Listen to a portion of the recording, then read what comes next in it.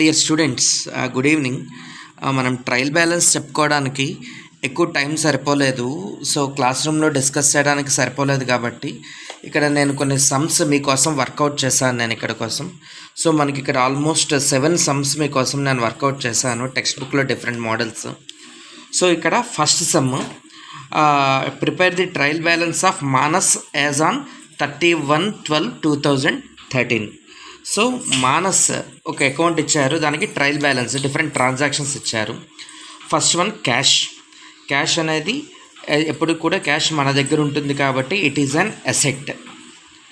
And next ఇది చెప్పుకున్నాం కదండి, ఆల్ అసెట్స్ అండ్ ఎక్స్పెన్సెస్ అనేవి డెబిట్ వైపు ఉంటాయి and all liabilities as well as incomes అనేవి క్రెడిట్ సైడ్ ఉంటాయి. అసెట్స్ అండ్ ఎక్స్పెండిచర్స్ అనేవి debit side, liabilities and incomes అనేవి క్రెడిట్ సైడ్ ఉంటాయి. సో ఇది క్యాష్ అనేది అసెట్ కాబట్టి డెబిట్ సైడ్ ఉంది. సేల్స్ అనేది సేల్స్ చేస్తే మనకి ఇన్కమ్ వస్తుంది కాబట్టి అది క్రెడిట్ సైడ్ ఉంది. శాలరీ అనేది ఇది ఒక ఎక్స్పెన్స్, అందుకని ఇది డెబిట్ సైడ్ ఉంది. క్రెడిటార్స్ అనేవాళ్ళు రైట్, మనకి ఎవరైతే క్రెడిట్ ఇస్తారో వాళ్ళని క్రెడిటార్స్ అంటాము. మనం ఎవరికైతే అప్పిస్తామో వాళ్ళని మనం డెటార్స్ అంటాం. సో ఇక్కడ క్రెడిటార్స్ ఉన్నారు కదా, వీళ్ళకి క్రెడిటార్స్ మన బిజినెస్కి మనీ ఇచ్చారు కాబట్టి అదొక లయబిలిటీ, అందుకు క్రెడిటార్స్ని కూడా మనం క్రెడిట్ సైడే తీసుకుంటాం. అలాగే క్యాపిటల్, బిజినెస్లోకి క్యాపిటల్ పెట్టారు. సో బిజినెస్ అనేది ఒక ఓనర్ కదా క్యాపిటల్ పెట్టాడు, సో ఓనర్కి బిజినెస్ లయబిలిటీ ఉండిపోతుంది. సో క్యాపిటల్ అనేది కూడా ఒక లయబిలిటీ కాబట్టి దాన్ని మనం క్రెడిట్ సైడ్ తీసుకున్నాం. పర్చేజెస్ అనేది ఒక ఎక్స్పెన్స్ రైట్. సో ఎలాగా తీసుకోవచ్చు, పర్చేజ్ చేస్తే గూడ్స్ అనేవి లోపలికి వస్తుంటాయి కాబట్టి దాన్ని మనం డెబిట్ సైడ్ తీసుకుంటాం. అలాగే డెటార్స్ అనేవాళ్ళు కూడా అంటే నేను ఎవరికో అప్పిచ్చా రైట్, వాళ్ళు మనకి ఫ్యూచర్లో ఇవ్వాలి. సో ఫ్యూచర్లో ఇస్తారు కాబట్టి డెఫినెట్గా మనకి ఇన్కమ్ వస్తుంది కాబట్టి అది కూడా మనం అసెట్గానే ట్రీట్ చేస్తాం. సో డెటార్స్ని కూడా మనం డెబిట్ సైడే పెట్టుకుంటాం. సో డి అంటే డెబిట్ సైడ్, సి అంటే క్రెడిట్ సైడ్. సో ఇలా మనం చేసుకుంటే బ్యాలెన్స్ అనేది 1 lakh రూపీస్ వస్తుంది. మీరు ఒక స్టేట్మెంట్లో కానీ మీరు వేసుకుంటే మనకు ఒక ఫార్మాట్ ఇచ్చాను కదా, ఆ స్టేట్మెంట్లో కానీ వేస్తే డెబిట్ సైడ్ 1 lakh వస్తుంది, క్రెడిట్ సైడ్ కూడా 1 lakh వస్తుంది. నెక్స్ట్ ఇంకొక sum, for the following balances prepare trial balance of Mridula. చెప్పాను కదా ట్రయల్ బ్యాలెన్స్లో డెఫినెట్గా హెడ్డింగ్ ఉంటుందని చెప్పేసి. So Mridula's trial balance as on 31/12/2013 అని మనం క్లియర్గా స్పెసిఫై చేయాలి.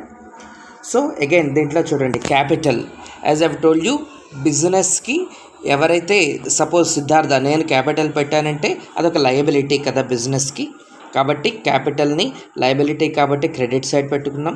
బిల్స్ పేయబుల్ అంటే నేను ఎవరికైతే పే చేయాలో, బిల్స్ పేయబుల్ అంటే what I have to pay, దాన్ని మనం లయబిలిటీ కిందనే, నేను మీకు ఎవరికో బిజినెస్ నేను స్టాక్ తెచ్చుకున్నాను వాళ్ళకి మనీ తిరిగి పే చేయాలి, అదొక లయబిలిటీనే కదా, అందుకని దాన్ని మనం క్రెడిట్ సైడ్ వేసుకున్నాం.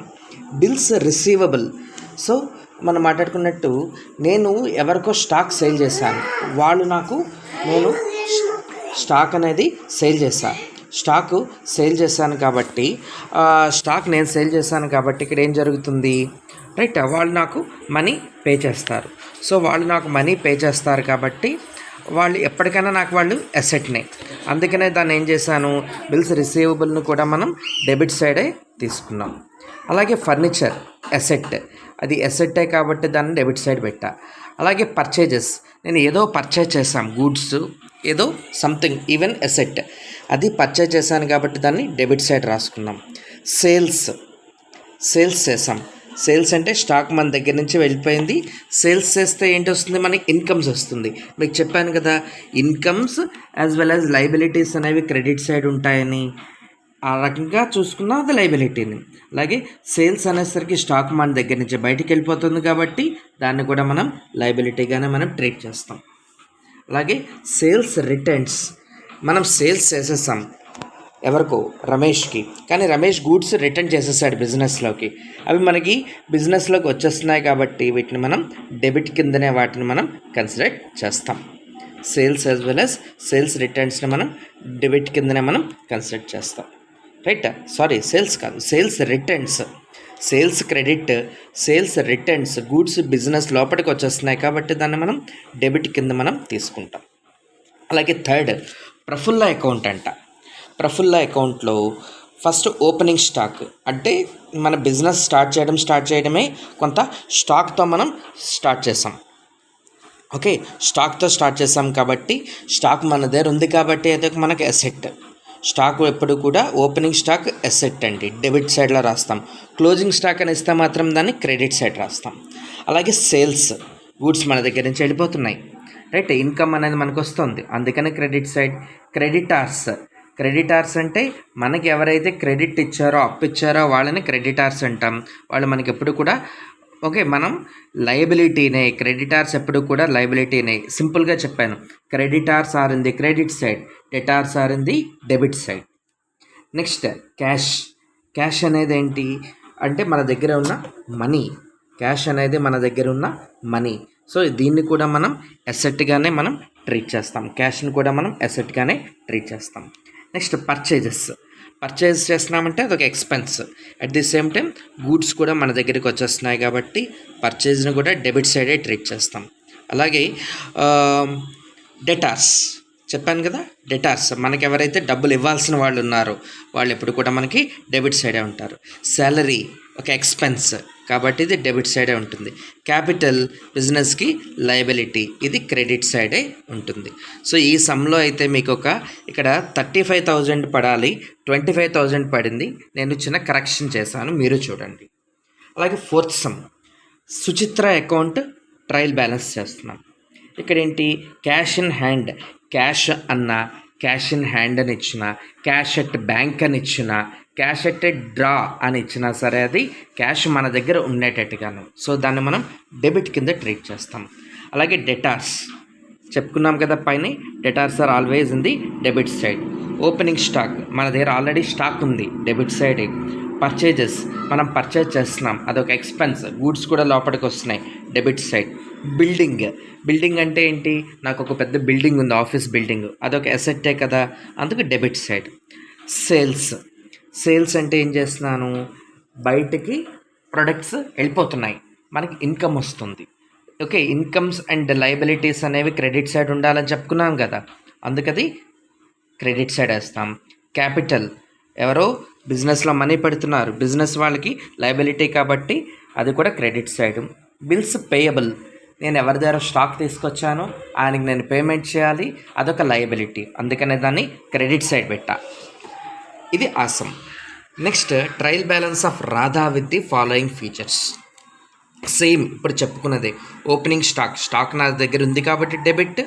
పర్చేజెస్, గూడ్స్ పర్చేజ్ చేస్తున్నాను, అదొక ఎక్స్పెండిచర్, ప్లస్ గూడ్స్ కూడా లోపలికి వస్తున్నాయి కాబట్టి డెబిట్. క్యారేజ్ అంటే ఏంటి, దీన్ని క్యారేజ్నే otherwise it's also known as transport అని చెప్పేసి అంటాం మనం. సో ట్రాన్స్పోర్ట్, సో క్యారేజ్ని మనం ట్రాన్స్పోర్ట్ అని కూడా అంటాం. సో అది ట్రాన్స్పోర్ట్కి మనం పేమెంట్ చేస్తాం, ఎక్స్పెన్సే కదా, అందుకు డెబిట్ సైడ్ పెట్టాను. క్రెడిటార్స్, రైట్, క్రెడిటర్స్ మనకు అప్పిచ్చారు, సో వాళ్ళకి మనం ఏదో ఒక టైంలో పే చేసేయాలి, అందుకే అది లయబిలిటీ కాబట్టి క్రెడిట్ సైడ్ పెట్టాను. క్యాపిటల్, ఎవరు బిజినెస్ ఓనర్ బిజినెస్లోకి మనీ పెట్టాడు అంటే అది ఎప్పటికైనా ఓనర్కి వెళ్ళిపోవాల్సిందే కదా, అందుకనే లయబిలిటీ కిందనే మాట్లాడుతున్నాను. గుర్తుపెట్టుకోండి, నేను క్యాపిటల్ పెట్టానంటే ఏంటి, ఎప్పుడో ఒక టైంలో ఆ క్యాపిటల్ నేను లాగేసుకుంటాను కదా బిజినెస్ వైండప్ చేసేప్పుడు ఎప్పుడో, అందుకనేది బిజినెస్కి ఎప్పుడు కూడా లయబిలిటీ. సేల్స్ చేస్తున్నాను, గూడ్స్ బయటికి వెళ్ళిపోతున్నాయి, మనీ అనేది లోపలికి వస్తుంది కాబట్టి అదొక credit side. Salaries expense, salaries అనేది పేమెంట్ చేస్తున్నాం కదా, అందుకు అదొక ఎక్స్పెన్స్. డెటార్స్, రైట్ అంటే నేను ఎవరికైతే అప్పిచ్చానో రైట్ వాళ్ళు నాకు ఎప్పుడైనా డబ్బులు నాకు వెనక్కి ఇవ్వాలి కదా, సో అది నాకు అసెట్టే కాబట్టి డెబిట్ సైడ్. సింపుల్గా debtors debit side. Cash in bank, ఇందాక చెప్పుకున్నాను కదా, క్యాష్ ఎక్కడున్నా సరే మనకు అదొక అసెట్ లాంటిదే, అందుకనే దాన్ని డెబిట్ సైడ్. నెక్స్ట్ సేమ్, అది ఇందాక క్యాష్ ఇన్ బ్యాంక్తో క్లోజ్ అయింది, ఇక్కడ క్యాష్ ఇన్ బ్యాంక్తో స్టార్ట్ అయింది. So cash in bank debit, next sum చెప్తున్నాను. Cash in bank debit, salaries expense కాబట్టి డెబిట్, సేల్స్ గూడ్స్ బయటికి వెళ్ళిపోతున్నాయి, ఇన్కమ్ లోపలికి వస్తుంది కాబట్టి అదొక క్రెడిట్, బిల్డింగ్ అసెట్ కాబట్టి డెబిట్, బిల్స్ రిసీవబుల్ అంటే ఏంటి? మనకి వస్తాయి బిల్లు, ఎవరో రమేష్ మనకి బిజినెస్లోకి పే చేస్తాడు, ఎప్పుడు వాడు పే చేసినా బిజినెస్లోకి డబ్బులు వస్తూ ఉంటాయి కాబట్టి అదొక అసెట్టే. క్యాష్ ఇన్ హ్యాండ్ చెప్పాను కదా, బ్యాంక్లో ఉన్న, డ్రాలో ఉన్న, హ్యాండ్లో ఉన్న ఉత్తి క్యాష్ అని ఇచ్చినా సరే అదొక డెబిట్. పర్చేజెస్ గూడ్స్ పర్చేజ్ చేస్తున్నాం కాబట్టి అదొక డెబిట్. రైట్, గూడ్స్ లోపలికి వస్తున్నాయి, of course it's an expense కాబట్టి డెబిట్. ఓపెనింగ్ స్టాక్తోనే బిజినెస్ స్టార్ట్ చేస్తున్నాం కాబట్టి అదొక డెబిట్. బిల్స్ పేయబుల్, మనం సురేష్ దగ్గర గూడ్స్ పర్చేజ్ చేసాము బిజినెస్ కోసం, ఓకే, ఏదో కొంత స్టాక్ సురేష్ దగ్గర పర్చేజ్ చేసి ఎవరికో అమ్ముకుంటాం. సురేష్ దగ్గర నేను పర్చేజ్ చేశాను కానీ ఇంకా తనకి మనీ పే చేయాలా, పేయబుల్ అంటే అబౌట్ టు పే, సో అది ఎప్పుడు కూడా నాకు ఒక లయబిలిటీనే. Capital as I told you it's a liability కాబట్టి క్రెడిట్ సైడ్ రికార్డ్ చేస్తున్నాం. లాస్ట్ సమ్ రైట్, ఓపెనింగ్ స్టాక్తో బిజినెస్ స్టార్ట్ చేస్తున్నాం కాబట్టి డెబిట్. సేల్స్, ఓకే, గూడ్స్ బయటికి వెళ్ళిపోతున్నాయి, ఇన్కమ్ వస్తుంది కాబట్టి క్రెడిటార్స్ రైట్, ఓకే, మనకి అప్పు ఇచ్చిన వాళ్ళకి ఎప్పుడు మనం పే చేసేయాలి కాబట్టి లయబిలిటీ కాబట్టి క్రెడిట్ సైడ్. క్యాష్ మన దగ్గర ఉంది డెబిట్ సైడ్. పర్చేజెస్ గూడ్స్ లోపలికి వస్తున్నాయి, it's an expense debit side. Debtors right, మనకి ఎవరైతే మనీ ఇవ్వాల్సిన వాళ్ళు ఉన్నారో డెబిట్ సైడ్. సాలరీస్ ఎక్స్పెన్స్ కాబట్టి డెబిట్ సైడ్. క్యాపిటల్ చాలాసార్లు మనం మాట్లాడుకున్నాం, బిజినెస్కి ఒక లయబిలిటీ కాబట్టి క్రెడిట్ సైడ్. సో వీటన్నిటినీ మన దగ్గర ఫార్మాట్ ఒకటి ఉంది కదా, ఆ ఫార్మాట్లో particulars, okay, debit side, credit side right, okay, JF number అని ఉంటుంది, ఇలా వేసేసి ప్రతి ఒక్కటి డెబిట్ వైపు వస్తే డెబిట్ సైడ్ వేయండి, ఆ ట్రాన్సాక్షన్ క్రెడిట్ వస్తే క్రెడిట్ వైపు వేయండి, టోటల్గా debit side must be equivalent to the credit side. ఇలా చేసేసుకుంటే అయిపోయింది. సో మీకు క్లియర్గా వాటన్నిటిని మరోసారి నాకు ఎక్స్ప్లెయిన్ చేయాలనిపించింది, క్లాస్లో టైం సరిపోలేదు కాబట్టి మరోసారి ఎక్స్ప్లెయిన్ చేశా. రేపు మనం ఏం చేస్తాం, trading account, PL and account గురించి మాట్లాడతాం. 99% ట్యూస్డే కాదు క్లాసు, రేపే ఉంటుంది, ఎందుకంటే Tuesday I may go on leave. So రేపే క్లాస్ ఉంటుంది కాబట్టి మీకు ఒక ఓవరాల్గా ఒక క్లారిటీ ఇద్దామని చెప్పేసి నేను డిస్కస్ చేశాను. రైట్, అందరూ కూడా వీడియో కంపల్సరీగా చూడండి, మొత్తం చూసి ఉంటారని అనుకుంటున్నాను. రైట్, మీకు చాలా ఐడియా వస్తుంది. Thank you all.